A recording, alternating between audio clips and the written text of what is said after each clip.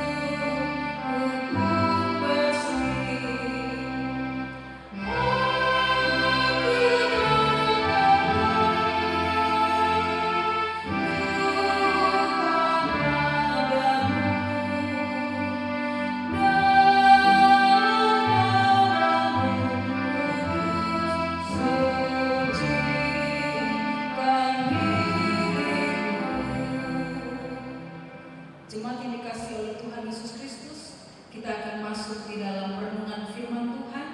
Dan sebelumnya mari kita minta bimbingan Roh Kudus Tuhan, kita berdoa. Bapa yang Maha Kasih, kami berterima kasih kepadamu ya Tuhan. Dan biarlah hari ini ketika kami merenungkan kebenaran firman-Mu, kami boleh dikuatkan, kami boleh dimampukan, karena Tuhan beserta dengan kami. Oleh sebab itu ya Bapa, tutup bungkus kami dengan darah kuasa-Mu, karena kami percaya Tuhan ada bersama-sama dengan kami. Berfirmanlah bagi kami ya Bapa, karena kami sudah siap untuk merenungkan kebenaran firman-Mu dan melakukannya dalam hidup kami. Hanya di dalam nama Tuhan Yesus Kristus kami berdoa dan mengucap syukur. Amin. Puji nama Tuhan. Jemaat yang kekasih dalam Tuhan Yesus Kristus, kita akan buka Alkitab kita. Kita akan membaca bagian firman Tuhan untuk ibadah pada hari ini.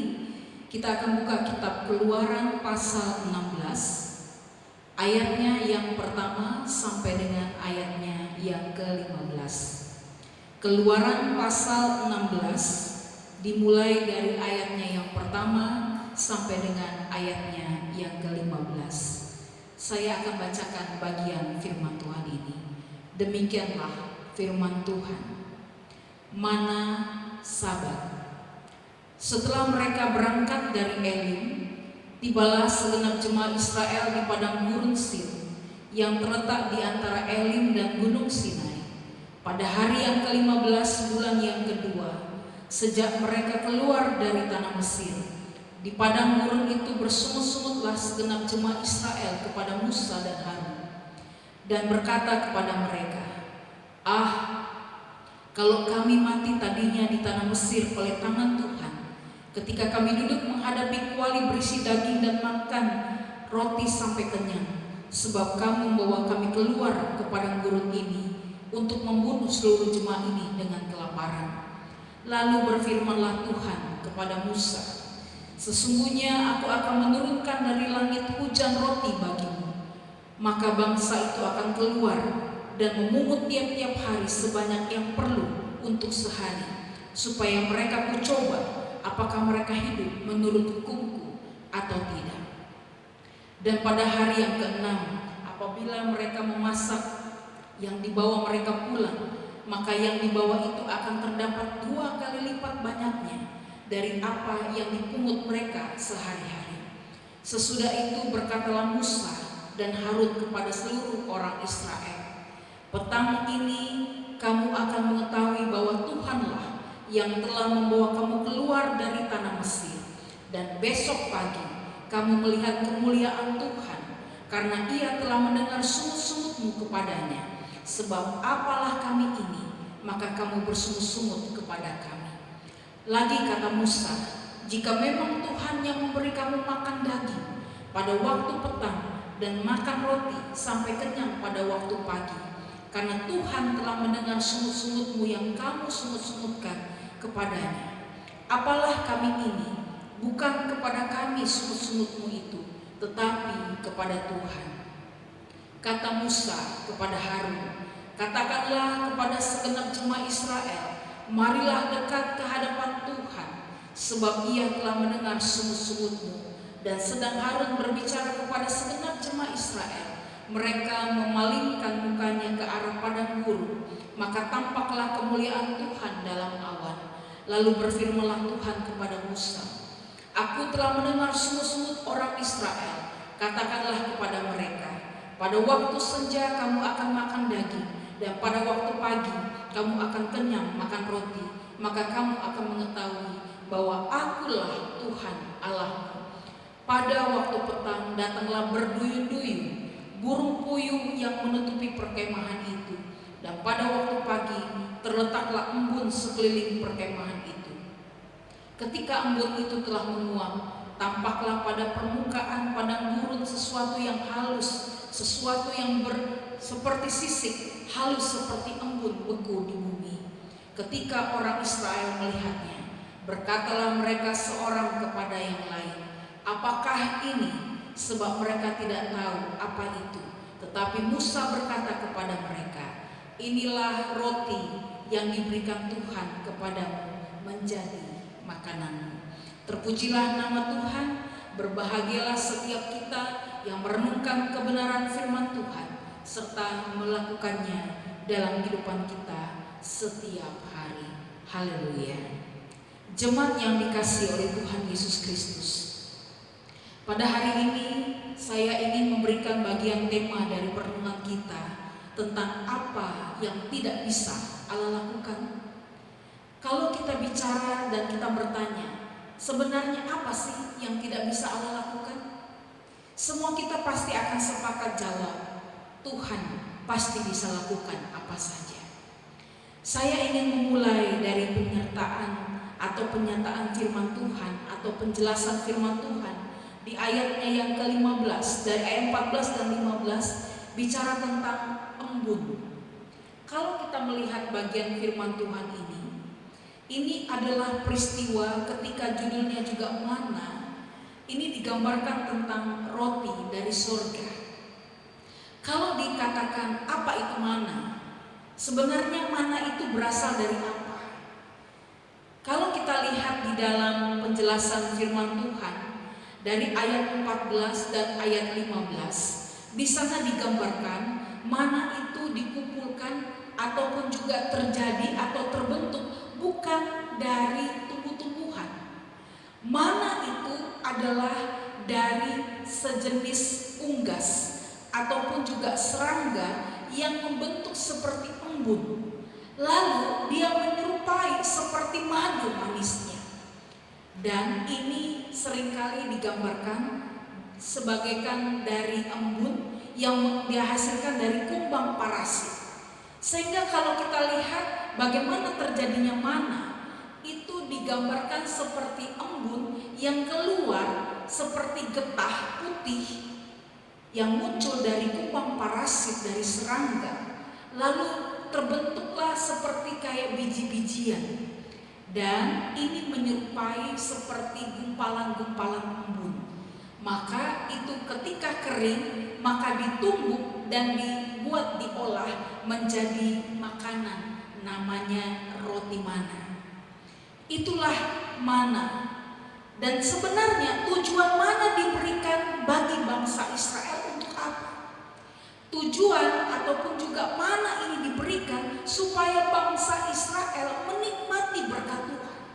Bangsa Israel dijadikan Tuhan umat pilihannya, bahwa ketika mereka mengalami begitu banyak tantangan dan pergumulan, bahkan pergumulan dengan kelaparan, Tuhan tidak pernah tinggalkan bangsa Israel. Tapi Tuhan izinkan embun turun di tengah-tengah perkemahan orang Israel pada waktu malam. Itu bisa kita lihat ayatnya yang keempat. Embun turun di tempat perkemahan orang Israel. Lalu di ayat yang kelima dikatakan, setelah mereka melihat embun dan waktu pagi mereka menggilingkannya dengan batu kilangan, lalu ditumbuk dengan lumpang. Ketika ditumbuk dengan lumpang, lalu mereka masak di dalam periuk. Lalu mereka membentuk seperti roti bundar. Maka mana terbentuk. Jemaat yang dikasih oleh Tuhan Yesus, mana dihadirkan, diberikan Tuhan untuk bangsa Israel, supaya bangsa Israel tidak mengalami kelaparan, tapi bangsa Israel mendapatkan satu kehidupan yang membuat mereka kenyang dan mereka pun juga bisa menikmati berkat Tuhan. Inilah yang sering digambarkan sebagai roti dari sorga. Jemaat yang dikasih oleh Tuhan Yesus Kristus, kenapa saya memberikan tema firman Tuhan tentang apa yang Allah tidak bisa lakukan atau Tuhan lakukan? Semua pasti bisa. Mari kita lihat bagian firman Tuhan pada hari ini. Ada 4 bagian yang ingin saya gambarkan. Apa arti dari bagian firman Tuhan ini dari mulai ayat 2 sampai dengan ayatnya yang ke-15. Bagian yang pertama, kita mau berbicara apa pentingnya firman Tuhan hari ini bagi bangsa Israel. Mari kita lihat ayatnya yang bagian pertama dikatakan, ini bicara tentang pengalaman iman. Apa yang sebenarnya menjadi pengalaman iman yang sangat hebat di tengah-tengah kehidupan bangsa Israel? Kalau kita lihat ayatnya yang pertama dikatakan, setelah mereka berangkat dari Elim, tibalah segenap jemaah Israel di padang gurun Sin yang terletak di antara Elim dan gunung Sinai. Pada hari yang ke-15 bulan yang kedua sejak mereka keluar dari tanah Mesir, di padang gurun itu ada kalimat apa di ayat yang kedua? Bersungut-sungutlah segenap jemaat Israel kepada Musa. Kenapa mereka bisa bersungut-sungut? Ayat yang ketiga dikatakan, dan mereka berkata kepada Musa dan juga Harun, kalau kami mati tadinya di tanah Mesir oleh tangan Tuhan, ketika kami duduk menghadapi kuali berisi daging dan makan roti sampai kenyang, sebab kami mau keluar dari padang gurun ini untuk membunuh seluruh jemaat ini dengan kelaparan. Ternyata yang membuat bangsa Israel ini bersungut-sungut, mereka menggerutu karena kondisi kelaparan. Ternyata dengan kondisi kelaparan membuat semua orang Israel tidak melihat lagi bagaimana pergumulan iman yang Tuhan izinkan di tengah-tengah hidup bangsa Israel untuk memandang kepada Tuhan. Maka ketika kita baca firman Tuhan ini, kita mau menggambarkan ketika Tuhan suruh Musa dan Harun membawa bangsa Israel keluar dari tanah Mesir. Bangsa Israel tidak memikirkan penyertaan Tuhan. Tapi Tuhan tahu apa yang terjadi ketika Tuhan izinkan bangsa Israel keluar dari tanah Mesir, maka Tuhan akan bertanggung jawab kepada bangsa Israel. Tapi bangsa Israel lupa siapa yang mengizinkan mereka keluar dari perbudakan. Dan ketika mereka diperhadapkan dengan perjalanan hidup mereka mau masuk ke gunung Sinai, Musa dan Harun mencoba untuk meyakinkan semua orang bangsa Israel supaya yakinkan bahwa ada Tuhan. Tapi ternyata ayat yang kedua dan ayat yang ketiga, bangsa Israel keluarkan satu sikap bersungut-sungut kepada Tuhan. Tapi sebenarnya makna dari ayat 2 dan ayat yang ketiga ini menggambarkan ada pengalaman iman yang Tuhan mau proses dalam kehidupan bangsa Israel. Tuhan sedang menguji hati bangsa Israel Tuhan mau supaya bangsa Israel siap dari ujian Tuhan.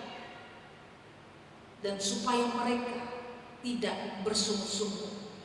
Tapi sangat disayangkan, mereka tidak mengerti rencana Tuhan dalam kehidupan mereka. Tetapi mereka memunculkan persungutan. Dan mungkin hari ini, kalau kita lihat dengan situasi hari ini, mungkin kita pun juga bisa protes Tuhan. Kenapa Tuhan izinkan kami mengalami pergumulan yang hebat hari ini Tuhan? Kenapa kami tidak bisa bekerja dengan baik? Kenapa kami harus berjuang dengan kesehatan? Kenapa kami harus berjuang untuk putus hubungan kerja? Dan seakan-akan dalam tanda petik, perekonomian kita morat-marit dan akhirnya banyak orang menjerit kelaparan. Tuhan mau hari ini supaya kita belajar dari bangsa Israel. Jika Tuhan mengizinkan bangsa Israel keluar dari tanah Mesir, bahkan ketika mereka berjalan ke Gunung Sinai, apakah Tuhan biarkan bangsa Israel? Tidak. Tuhan tetap ada bersama-sama dengan bangsa Israel. Maka Tuhan mengizinkan hari ini bagi kita hari ini. Tuhan mau punya pengalaman iman dalam hidup kita benar-benar tahan uji. Supaya kita masuk dalam ujian Tuhan.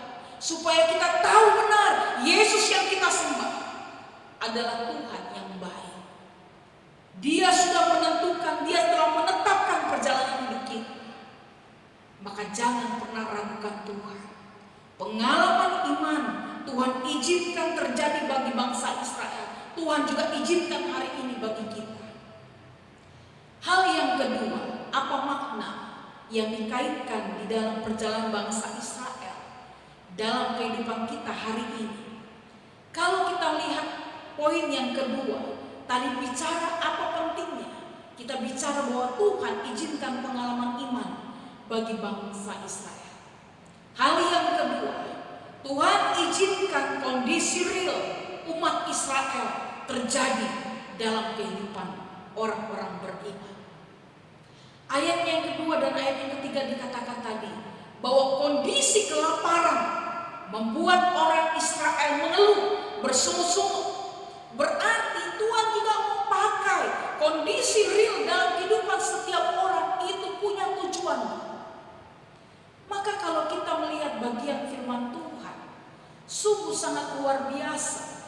Tuhan mau izinkan segala sesuatu yang terjadi hari ini bukan karena kebetulan. Tapi Tuhan punya program dalam hidup kita supaya kita benar-benar memahami bahwa hidup ini semua ada tujuannya.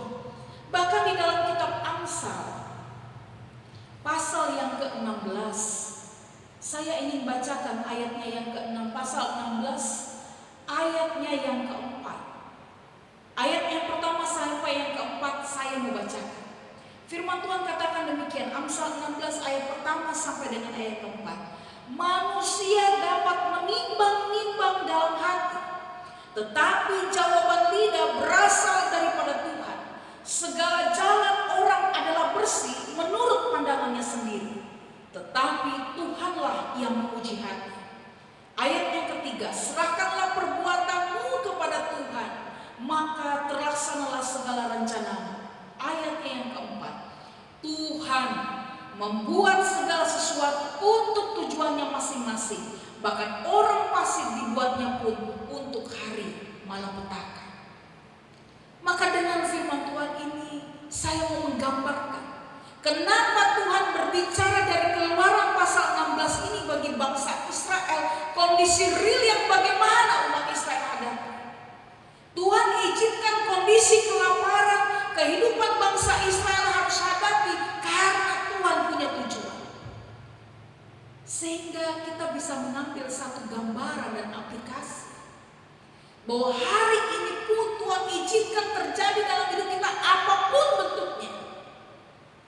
Tuhan mau pakai kondisi yang terjadi hari ini untuk kita belajar dan mengerti Tuhan. Karena kitab Amsal pasal 16 ayat yang keempat tadi katakan Tuhan membuat segala sesuatu dengan tujuannya masing-masing. Berarti kita ada hari ini bukan karena kebetulan. Kita diizinkan Tuhan menghadapi pergumulan yang yang sangat luar biasa, bukan tidak ada tujuan. Tapi Tuhan izinkan kita boleh melewati hari ini karena Tuhan ingin supaya kita mengerti jalan Tuhan. Maka pengalaman iman, kondisi real Tuhan izinkan bagi bangsa Israel, supaya tidak ada orang yang bersungut-sungut hanya karena tidak kenal Tuhan. Tapi mereka bisa kenal Tuhan lewat apa yang terjadi dalam kehidupan manusia.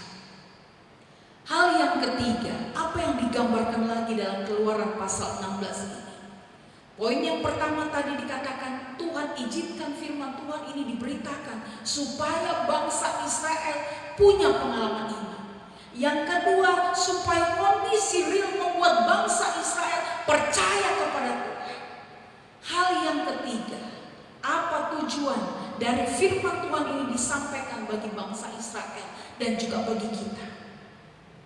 Poin yang ketiga, cara Allah melakukan supaya kita mengerti Allah tidak pernah tinggal diam, tapi Dia Tuhan yang mampu melakukan segala perkara. Mari kita lihat ayatnya yang keempat. Firman Tuhan katakan, lalu berfirmanlah Tuhan kepada Musa, sesungguhnya aku akan menurunkan dari langit hujan roti bagimu. Secara logika orang akan bertanya, hujan roti yang bagaimana? Apakah secara literal roti akan jatuh dari langit ke bawah? Tapi firman Tuhan katakan di ayat yang keempat, maka bangsa itu akan keluar dan memungut tiap-tiap hari sebanyak yang perlu untuk sehari, supaya mereka coba. Perhatikan kalimat ayat yang keempat ini. Tuhan yang memberikan berkat bagi semua orang. Bahkan Tuhan punya rancangan dan punya tujuan supaya bangsa Israel tiap-tiap hari mereka bisa mendapatkan roti sebanyak yang mereka butuhkan. Dan Tuhan bilang apa? Supaya mereka coba. Berarti kalau kita berpikir dengan logika, Tuhan gak pernah biarkan kita berjalan sendiri. Tuhan gak pernah biarkan kita kelaparan. Tuhan gak pernah biarkan kita mengalami kekurangan. Tapi Tuhan akan kirimkan berkat tepat pada waktunya. Bahkan ketika Tuhan berikan berkat, kita dikenyangkan tiap-tiap hari. Dan Tuhan berikan itu untuk apa? Supaya kita mengalami pengujian Tuhan, supaya mereka coba, kata Tuhan. Kenapa Tuhan bilang itu? Tuhan bilang di ayat yang keempat bagian terakhir, apakah mereka hidup menurut hukumku atau tidak? Ternyata pengujian Tuhan bagi umat Israel, supaya Tuhan sediakan berkat. Tuhan berikan mana, Tuhan berikan hujan roti, supaya coba. Apa yang Tuhan ingin lakukan? Tuhan mau lihat apakah semua bangsa Israel hidup menurut hukum Tuhan atau tidak. Maka hari ini jemaat yang kekasih oleh Tuhan, jangan kita cepat lekas mengatakan aku tidak percaya Tuhan.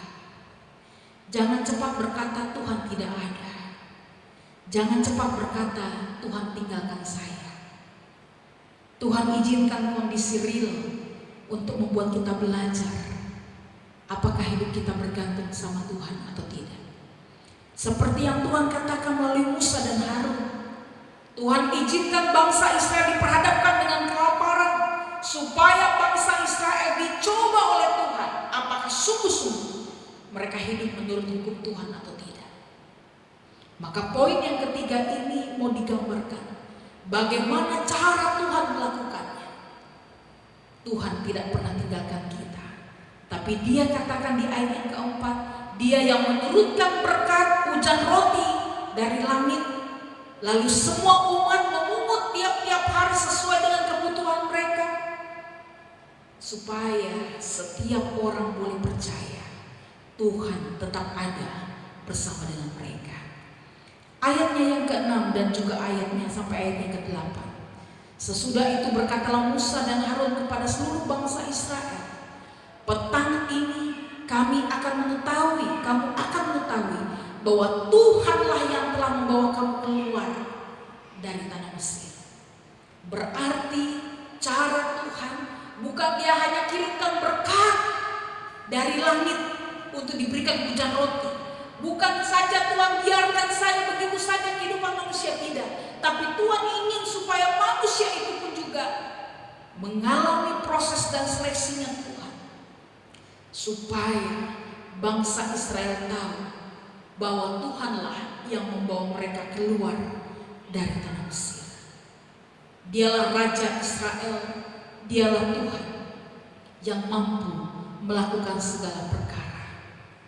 Maka di ayatnya yang ke-8 pun dikatakan, lagi kata Musa, jika memang Tuhan yang memberi kamu makan daging pada waktu petang dan makan roti sampai kenyang pada waktu pagi, karena Tuhan telah mendengar sungut-sungutmu yang kamu sungut-sungutkan kepadanya, apalah kami ini, bukan kepada kami sungut-sungutmu itu, tetapi kepada Tuhan.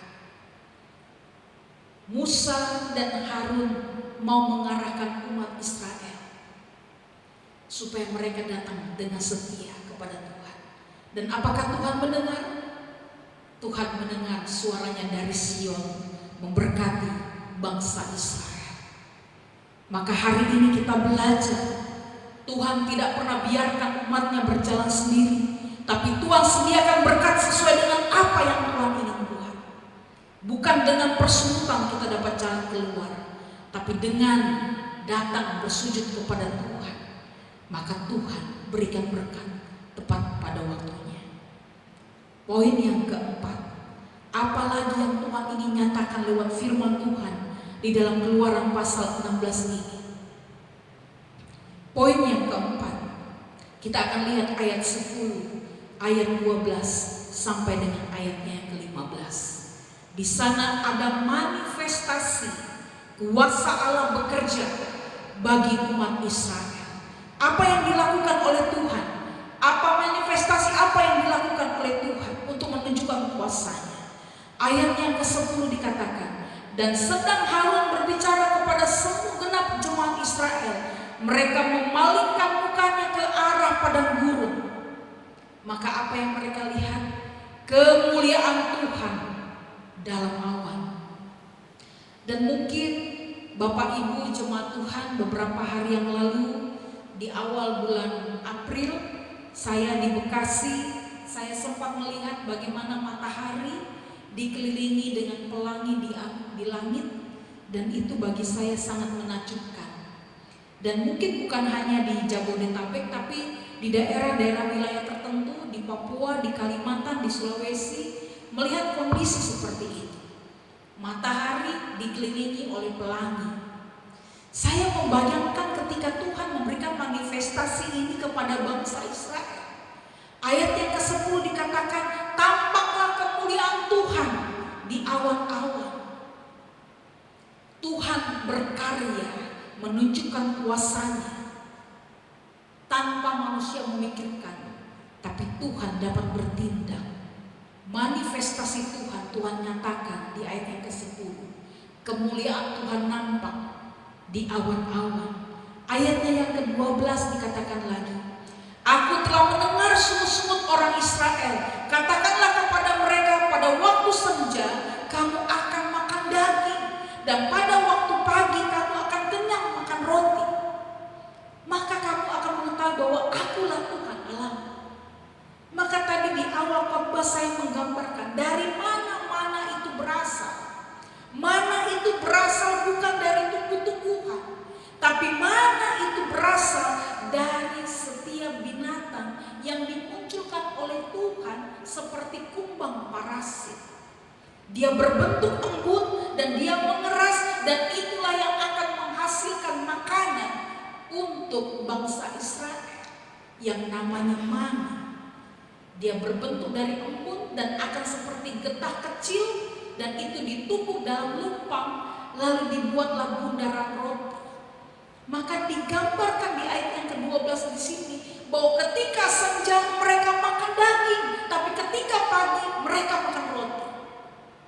Ini adalah satu manifestasi yang tidak masuk akal bagi manusia, tapi Tuhan mampu lakukan itu, yang tidak pernah dipikirkan oleh manusia Tuhan sudah jadikan itu, maka Tuhan sediakan berkat supaya umat Tuhan kenal siapa Tuhan.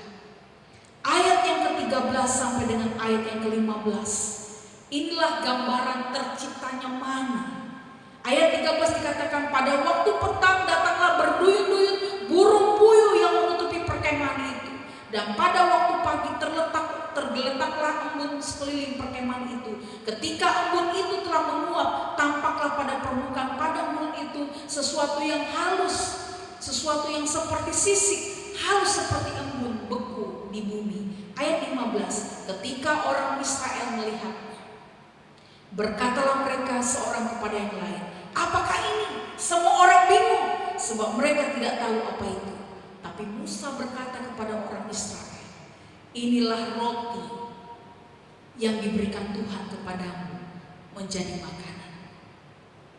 Jemaat yang dikasihi oleh Tuhan Yesus Kristus, hari ini mungkin kita bertanya, di mana Tuhan? Apakah Tuhan mampu melakukan sesuatu bagi kami? Belajarlah dari bangsa Israel. Dia tidak pernah meninggalkan bangsa Israel. Dia Tuhan yang bisa memberikan berkat tepat pada waktunya. Dan Tuhan kirimkan manna bukan dari sebatang pohon, tapi dari embun yang diberikan dari setiap kumbang dan juga serangga. Dan juga digambarkan burung puyuh yang Tuhan sediakan untuk supaya bangsa Israel makan daging. Dan dari embun terciptalah manna yang ditumbuk dan menjadi roti bundar. Jemaat yang dikasihi oleh Tuhan Yesus Kristus, tidak ada yang mustahil bagi Tuhan. Maka hari ini jika kita masih meragukan Tuhan, minta ampunlah di hadapan Tuhan dan bersyukurlah. Karena Tuhan izinkan kondisi real yang hari ini kita hadapi supaya kita dilatih untuk kita berjuang bersama dengan Tuhan. Mungkin jemaat bilang, Ibu Pendeta sih bisa ngomong, tapi kami bagaimana Bu Pendeta? Saya juga manusia. Saya juga belajar bergantung kepada Tuhan. Kalau bukan karena Tuhan, tidak mungkin saya mulai ada hari ini. Tapi saya mengajak kita semua, jangan kita pernah ragu sama Tuhan. Karena Dialah Tuhan yang baik. Dia yang menyediakan berkat bagi kita semua. Maka Tuhan katakan, kalau kita bisa memberkati bangsa Israel, maka kita pun juga akan diberkati. Bangsa Israel umat pilihan Tuhan, bangsa yang tegar tengkuk, tapi kasih setia Tuhan tidak pernah melupakan bangsa Israel. Kasih setia Tuhan selalu melingkupi bangsa Israel, karena dari semula Dia telah tetapkan perjalanan hidup kita. Maka Tuhan tidak pernah tinggalkan kita. Maka hari ini jemaat yang kekasih dalam Tuhan Yesus, yakinkanlah Tuhan selalu ada bersama dengan kita. Apapun kondisi hari ini, belajarlah untuk bergantung kepada Tuhan. Karena Tuhan memberikan ujian bagi kita. Karena Tuhan mau apakah hidup kita bergantung kepada Tuhan atau bergantung kepada manusia. Dan biarlah firman Tuhan hari ini boleh memberikan kekuatan bagi kita untuk kita terus memandang kepada Tuhan. Sebelum kita masuk di dalam doa-doa kita, mari dengan sikap doa kita akan masuk di dalam pujian dari semula telah Kau tetapkan semua baik, semua baik.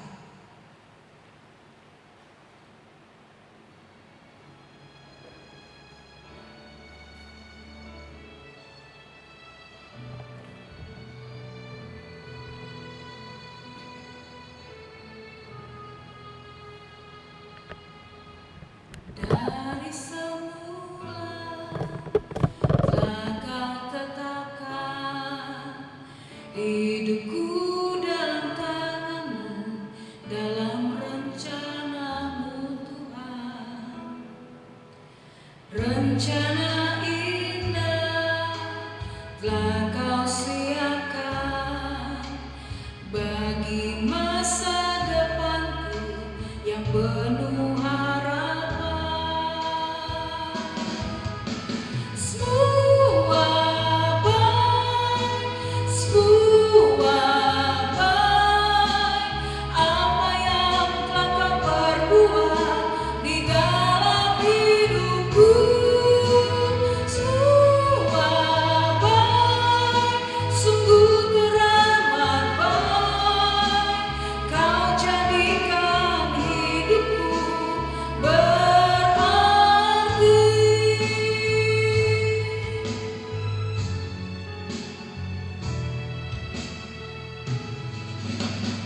Dari semula telah kau tetapkan hidupku dalam tanganmu, dalam rencanamu Tuhan. Rencana indah telah kau siapkan bagi masa depanku yang penuh harapan. Semua baik, sungguh teramat baik, kau jadikan hidupku berarti.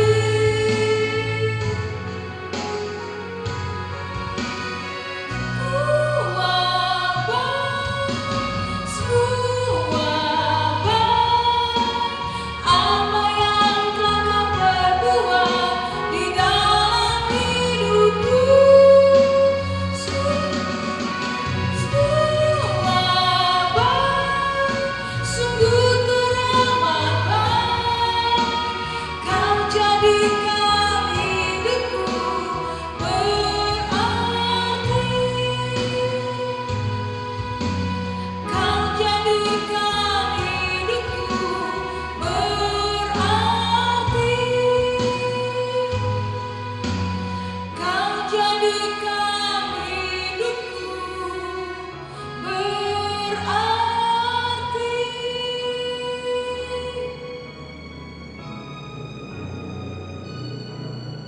Puji nama Tuhan. Mari kita masuk di dalam doa. Kita berdoa.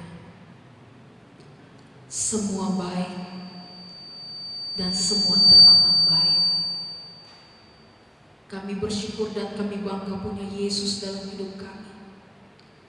Karena kami tahu perjalanan hidup kami hari ini semua dalam sepengetahuan Tuhan. Jika kami boleh menghadapi kondisi real dalam hidup kami hari ini, ampuni kami Tuhan kalau kami sering bersungut-sungut. Ampuni kami Tuhan kalau kami sering bertanya kepada Tuhan, kenapa Tuhan izinkan ini terjadi. Bahkan hari ini kami seringkali tidak percaya kepada Tuhan, ampuni kami Tuhan. Tapi hari ini kami belajar bahwa hidup kami berarti di hadapan Tuhan. Karena dari semula Tuhan telah tetapkan perjalanan hidup kami. Dan Tuhan teramat baik merancang kehidupan kami.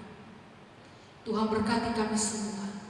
Buat kami belajar untuk setia mengandalkan Tuhan.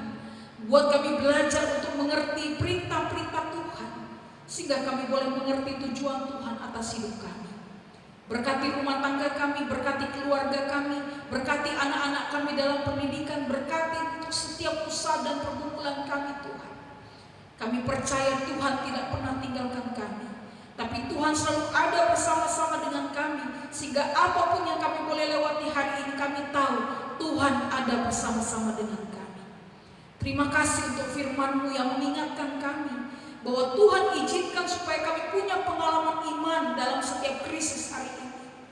Kami bersyukur Tuhan. Jika Tuhan izinkan semua virus corona boleh terjadi dalam kehidupan bangsa dan negara bahkan dunia hari ini, itu melatih kami supaya kami melihat kepada Engkau bahwa apakah kami sungguh-sungguh mencari Engkau. Dan kami bersyukur hari ini Tuhan, banyak orang semakin serius dengan Tuhan. Banyak orang melibatkan diri sungguh-sungguh melakukan yang terbaik bagi Tuhan. Bahkan mereka membangun mesbah-mesbah pribadi di rumah-rumah untuk mereka boleh tetap yakinkan bahwa Tuhanlah juru selamat dalam kehidupan kami. Terima kasih Bapa. Kami tahu ini bukan kebetulan, tapi semua adalah rencana Tuhan. Tuhan telah menetapkan hidup kami supaya kami boleh memberikan yang terbaik bagi Tuhan. Terima kasih Bapa di dalam surga. Kami percaya sampai hari ini manifestasi kuasa Tuhan terus bekerja, mujizat Tuhan terjadi dalam hidup kami, sehingga setiap jemaat yang hari ini membutuhkan makanan, bahkan apapun yang mereka hadapi hari ini, kami berdoa dalam nama Tuhan Yesus Kristus. Tuhan berikan mana bagi setiap keluarga yang membutuhkan makanan hari ini. Hari ini mereka berjuang dengan sakit penyakit, kami berdoa dalam nama Tuhan Yesus Kristus. Tuhan berikan kekuatan dan kesembuhan bagi jemaat, supaya dalam kelemahan mereka melihat kuasa Tuhan yang sempurna, untuk mereka yakinkan Tuhan Yesus tidak pernah tinggalkan mereka. Terima kasih Bapa di dalam surga. Bahkan apapun yang kami butuhkan hari ini, baik itu kegiatan pelayanan kami, kegiatan usaha dan pekerjaan kami, bahkan semua kehidupan persekutuan kami dengan Tuhan, kami serahkan semua kepada Tuhan. Terima kasih Bapa di dalam surga. Kami percaya tidak ada sesuatu hal yang Tuhan tidak turun tangan bagi kami, tapi Tuhan selalu ada bersama-sama dengan kami. Sehingga hari ini kami percaya kami senantiasa diberikan curahan berkat daripada Tuhan untuk kami. Dan biarlah kami belajar untuk mengucap syukur, bahkan melewati hari-hari hidup kami, baik suka dan duka, kami tetap yakinkan Tuhan selalu beserta dengan kami. Berdoa untuk bangsa dan negara kami, perjuangan untuk semua tenaga medis, rumah sakit yang tersedia hari ini, yang berjuang dengan semua kehidupan karena kasus dengan COVID-19 ini. Tuhan, kami berdoa Tuhan berikan kekuatan, kemampuan bagi setiap orang-orang yang bekerja sebagai medis, baik para dokter, perawat, bahkan semua tenaga relawan. Tuhan berkati mereka, bahkan juga memberikan hikmat bagi pemimpin-pemimpin negara kami, supaya dengan setiap hal yang mereka lakukan dan mereka putuskan, mereka boleh tetap yakinkan Tuhan memberikan pertolongan, bahkan kebijaksanaan bagi mereka. Lindungi kami semua Tuhan, bahkan di hari puasa ini pun juga kami berdoa, biar semua toleransi beragama boleh berjalan dengan baik, dan tidak ada satupun hal-hal yang tidak mengenakan terjadi dalam kehidupan kami.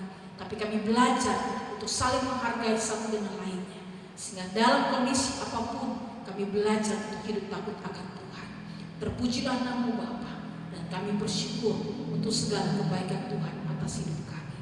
Kami akan menutup ibadah kami, dan biarlah semua apapun yang kami lakukan sepanjang hari ini, kami bersyukur Tuhan selalu memberkati kami. Bahkan biarlah ketika kami beristirahat dan ketika kami tidur, ketika kami bangun, kami boleh menikmati berkat Tuhan yang selalu melimpah atas hidup kami. Inilah doa kami, inilah syukur kami Tuhan, dan kami percaya setiap doa yang kami naikkan kepada Tuhan akan Tuhan jawab pada waktunya. Mari jemaat Tuhan, kita arahkan hati dan pikiran kita kepada Tuhan, dan terimalah berkat-Nya. Kiranya kasih karunia dan damai sejahtera dari Allah Bapa Tuhan kita, dan melalui persekutuan dengan Roh Kudus menyertai kita mulai hari ini dan sampai selama-lamanya. Amin. Tuhan Yesus memberkati kita semua, dan semua kita boleh tetap kuat di dalam Tuhan. Amin. Pujian ini membawa kita untuk terus memandang kepada Tuhan. Semoga dari semula telah Tuhan tetapkan perjalanan hidup kita.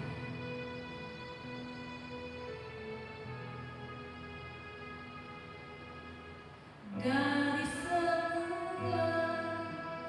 telah Kau tetapkan hidupku dalam tangan-Mu, dalam rencana-Mu Tuhan. Rencana indah telah Kau